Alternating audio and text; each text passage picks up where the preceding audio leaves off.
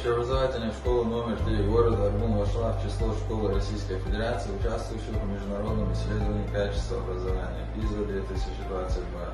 Для укрепления материально-технической базы данной школы очередной раз оказана материальная помощь в компьютерной технике от регионального общественного фонда имени первого президента Чеченской Республики, Героя России Ахмада Хаджи Кадырова Давлаза Оболдойсу.